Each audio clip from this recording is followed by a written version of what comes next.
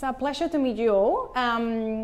My name is Ali. I'm from Venezuela, went to the UK in 2014, 2004, and arrived in Australia in 2010, hence the accent. So I was told today to talk to you about something that is very close to my heart, which is human-centered design and how that links back to customer experience and employee experience. And I wanted to start with a really quick story. This is me at the gym probably about last week or so. Every morning I make a decision to wake up at 4 a.m. Not everybody probably does that. Raise your hand if you wake up, if you're an early riser. Yeah, cool. Was that a choice? Perhaps, yeah? Baby. Damn, I know the story of my life. That I wasn't that person before. Probably about 2 years ago, I decided that that's the life I wanted to try out. And that is a choice. It's sometimes a hard choice, and there are days that I just really don't want to go to the gym, and there are days that I just really don't want to do the things that I should be doing, but I still do. So I really want to link that back to human-centered design and customer experience, because it is a choice what you do with customer experience and employee experience. And you probably do this in your organizations, in your team, and individually. But ultimately, it's really that story around building that muscle around the choices that you make that I really want to take you through. So yeah, there you go.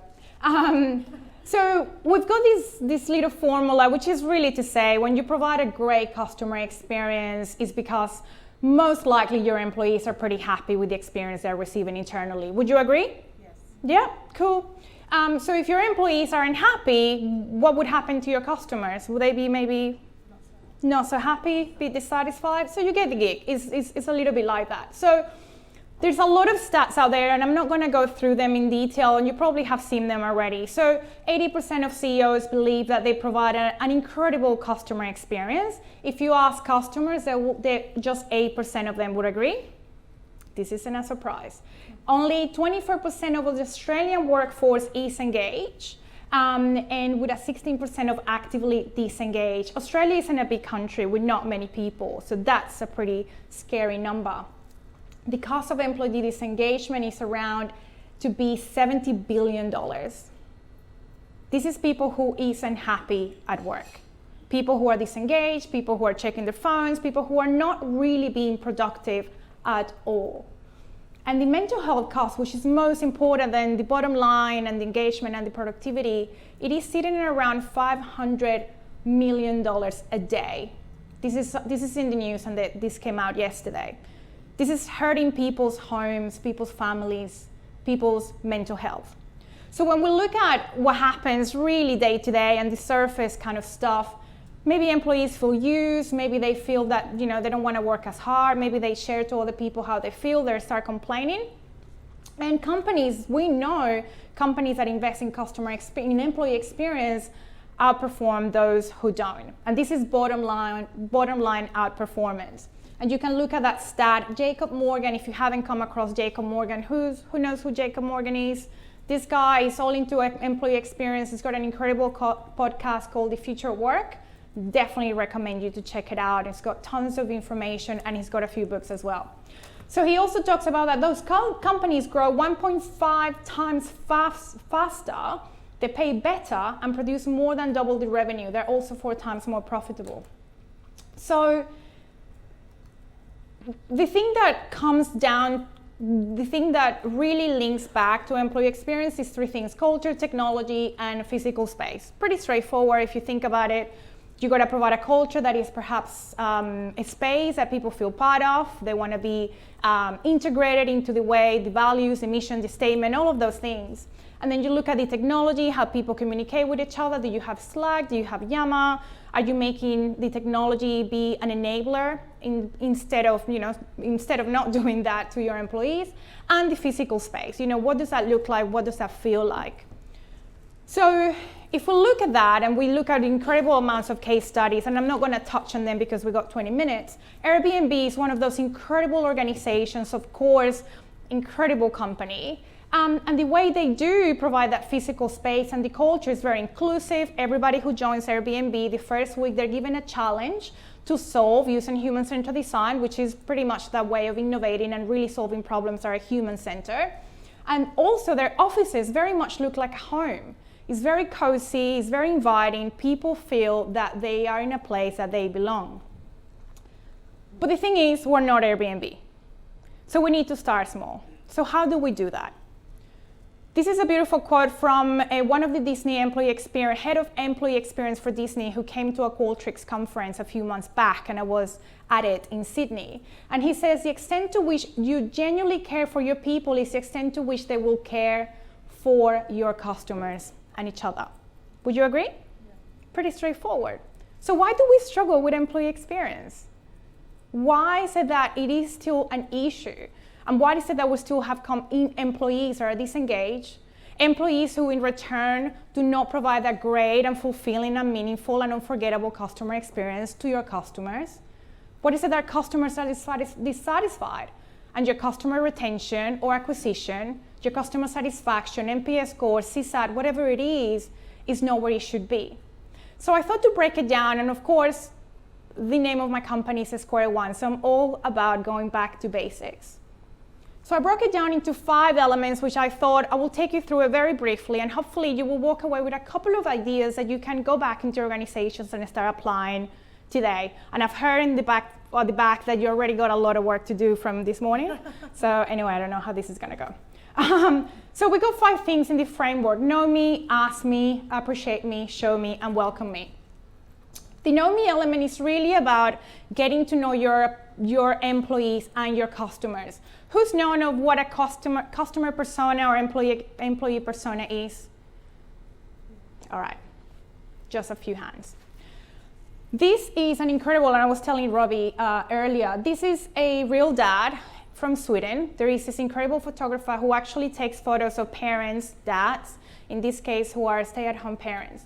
And he's at home looking after his son, Tim. He's a 34-year-old engineer, and he's gonna go back to the workforce. And probably his expectations are gonna be very different to a dad that perhaps, to a man that perhaps we're not looking after a little boy who obviously looks really sick and a little bit gross. I'm not sure what's going on in that photo, but we're all parents. We all do things like that, don't we? So really getting to know your employees and your customers are equally important. And there are a couple of ways that you can do that. The research really talks about how people will be happiest at work when they're most productive, and they will be happy if they're willing, and they will try harder to win. They will serve and retain customers. So when you're looking at a mature EX approach, it's really one of those that help employees get their most important work done. So if we look at that and really understanding, well, what can you do to start looking at understanding your personas for your employees and your customers? Really understand them, have conversations with them, really try to understand them from a human need, challenge, appreciation sort of perspective. Develop their end-to-end employee experience journey. Who has, right now, an employee experience journey? Okay. You have some homework to do, people. You can come to my workshop after this, by the way. Enhance your employee experience and strategic efforts accordingly. So just very simple, but again, things that you can start trying out today. Ask me. This is yesterday. I was at the University of Queensland running a mini design sprint, which in short is a very fast-paced creative problem-solving session. They had invited 31 members of their entrepreneurship office to be part of a session where every single idea was going to be taken into consideration. Not many organizations do this, and not often enough. If you were to incorporate things like this, you'll be able to run creative problem-solving sessions where everybody can feel part of, where everybody can come up with ideas and really challenge the status quo, and also really put those ideas forward that perhaps in other environments they wouldn't be able to. Also, if you're able to give your employees a percentage of their time to actually innovate, to test, and to validate, and this should actually be in writing. It shouldn't be like a fluffy thing that you say in a meeting, oh yeah, they've got time to think about ideas and come up with solutions, but they actually don't. They're overwhelmed and they don't feel productive. And ask for feedback at all times. Not really wait for that employee polls, employee satisfaction survey, because let's be honest, we don't really want to have hard conversations often enough, don't we? It's tough, but it's got to be done. The appreciate me element, and I love this is pretty loud, sorry.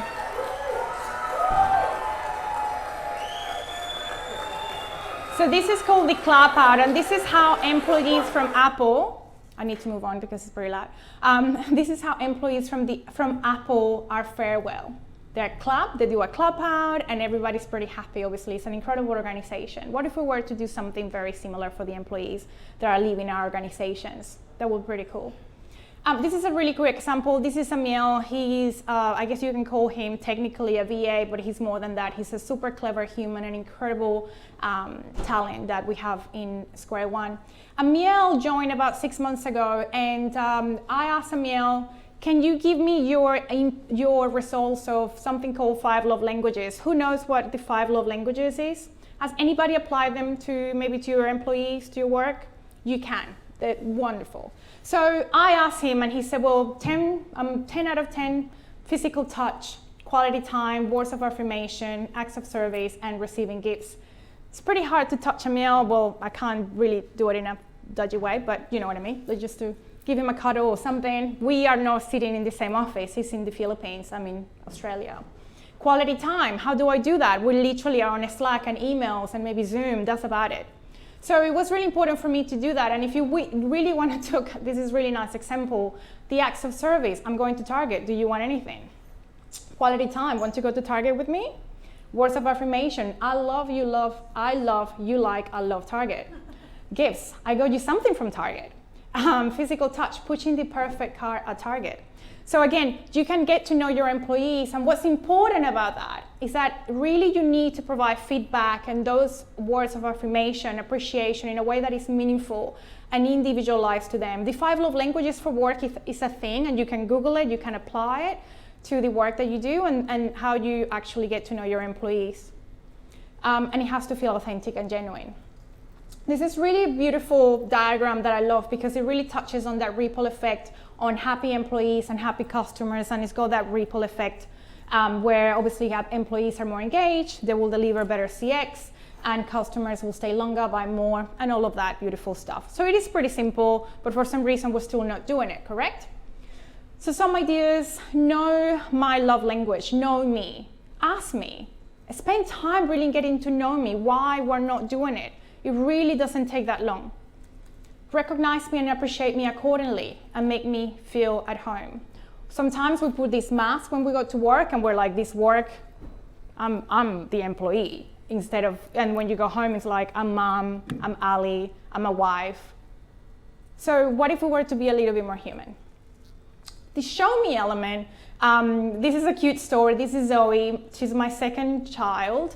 This is when she was really little. She's 4 years old. And a couple of weeks ago, she came home and she said, Mommy, I learned about Nelson Mandela. And she's like, you mean Nelson? Yeah, Nelson Mandela, Mommy. And she said, well, he says that you need to be kind whenever possible. I was like, oh, of course, baby. You gotta be kind whenever possible. So this is probably you saw this in the news a couple of weeks ago. This is a coach from a high school in San Francisco in the US, actually stopping this teenager from probably killing tons of students, and just by the fact of an embrace. That's how he helped. How many times have you been in a situation where we're not physically have probably a weapon with us, but we know that someone is in so much pain in our organization? What if we actually were to give them an embrace? Sounds really harsh, doesn't it? But it is something that perhaps we could try a little bit more. This is my son, Ollie. He's a 7-year-old, super fast runner. He's come first a couple of times on his athletics carnival. However, Ollie, and this is might be a bit loud, so I might move on. So running at a race at his actual school, in this video, you might not see it very well. My Photoshop skills are not the best. But that's Ollie in that red shirt at the kind of the outside, and he goes round, and basically he goes around twice, and he falls down twice. And he's a runner that has been coming first after every athletics in his club. So obviously, vulnerability and failure is one thing that we think is just got to be for when we're in bed crying, watching a movie, drinking a glass of wine. And vulnerability and failure has got everything to do with business as well. And so I really invite you for today to really think about that failure and how we could get to know people in a much better way. Show vulnerability and empathy. Maybe give that embrace when you think someone needs it the most. Be okay with failure and let others show when you fail. Showing other people that you have failed and that you can admit it and be okay with it, it is a skill. And don't expect behaviors you are not showing. Don't expect people to be kind to each other if you're not being kind to each other, okay? So the other one is welcome me, which is really a very beautiful example. Again, back to my kids. I've got obviously so many stories about my kids. This is Ollie when he started prep last year, and very emotional day. We got his prep teacher to give us a bag that had a lot of all these little goodies. And in the bag, we had this little note that says, here's a little something to put you at ease. A minty to chew for moments like these, a tissue to dry those tears that are mom while you think of your precious child, all the smiles and the fun, a Kit Kat because it's time, you have a break, walk out of that class door with a smile, even if it's fake, go home, put your feet up, relax with some tea, I know that your child will be cherished by me. Beautiful. Of course, after that, I was like very teary. Oh my God, that was so beautiful. It is really to this day one of the most unforgettable and memorable experiences that I've had as a human. What if we were to provide something like that to a parent that perhaps was going back to the workforce after they're being at home with their precious child for 6 months, 8 months on maternity leave? I still remember to this day the very first day that I had to go back to work when I left Ollie, at the time an 8-month baby. And it was a day I will never forget. The tears all around.